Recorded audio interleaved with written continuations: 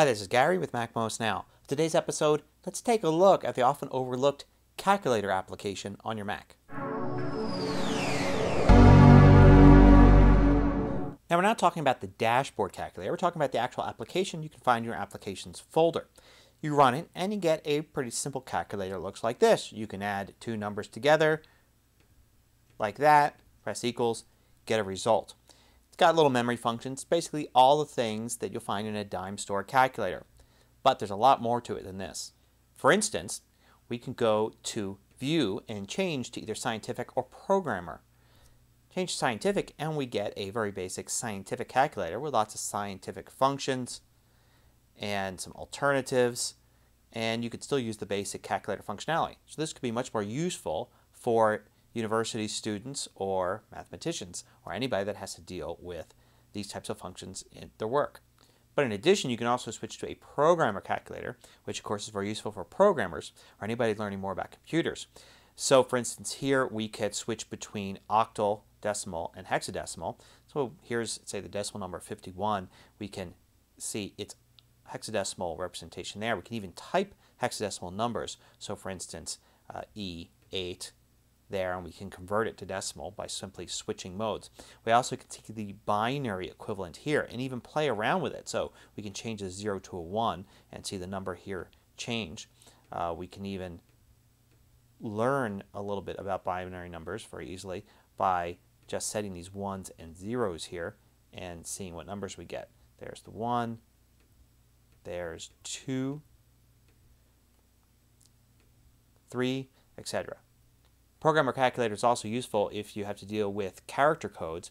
For instance, I can go in and type 65, which I know is the ASCII code A. I can switch to ASCII and I can actually see the ASCII representation there at the bottom. I can also see the Unicode representation too, which is useful for higher numbers.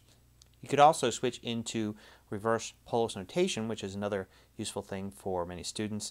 So for instance, you could do 9, enter, and then 5 plus to get the correct result in reverse Polish notation.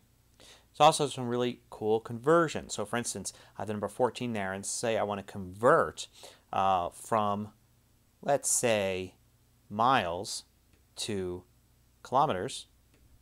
Convert, and that's 14 miles now converted into kilometers. You could also do currency conversions. So for instance, say I find out that something is 100 euros and I want to convert that to dollars. I can go to convert currency. Now in here it'll show me the time this was last updated. I'll do a quick update here.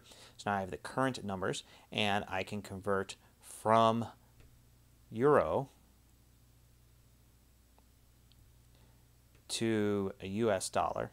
Just off the screen there. You'll see it appear there, do the conversion, and I'll find out how much it's worth. There's even a kind of cool time conversion. So say I want to find out how many seconds are in a day.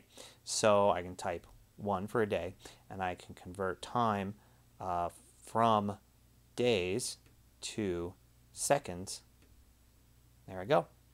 Now if you're doing a lot of calculations, it can be easy to make mistakes. One thing that you can't get out of a regular calculator that you can do here is use speech to actually speak the buttons you're pressing and your results, which can come in very handy. For instance, let's just try it here. I found out that once you turn these on, sometimes you have to restart a calculator for it to work. 9 plus 5 equals 14. Now, some calculators have tape, in other words, a little printout, and it prints everything that you're doing. This can come in very handy when you want to look back at results that you've calculated, whether you're doing some accounting stuff or some stuff for school. So in calculator here, you get tape as well. You can show paper tape, and you get this little window here, and actually it's been keeping track all along whether or not you've had the window open. And we can do some new ones here. And you can see it add to that tape. You can clear it out. You can also very easily select it and copy from it. You can print it, and you can also save it as a text document. You know, calculator is one of those applications that suffers from the simplicity of its predecessors. So for instance, if you tried to use a calculator on your Mac or PC years ago, you found out that it just did some basic stuff, and you kind of expect the calculator in line to do the same. And you can see there's a lot more there. So you may want to take a few minutes just to familiarize yourself with it because it could come in handy.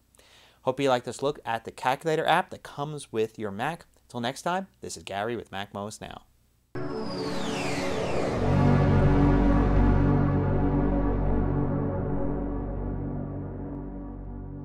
Want more video tutorials? Just go to MacMost.com, click on the videos link at the top of the page, and then you can view all of the hundreds of MacMost videos by category.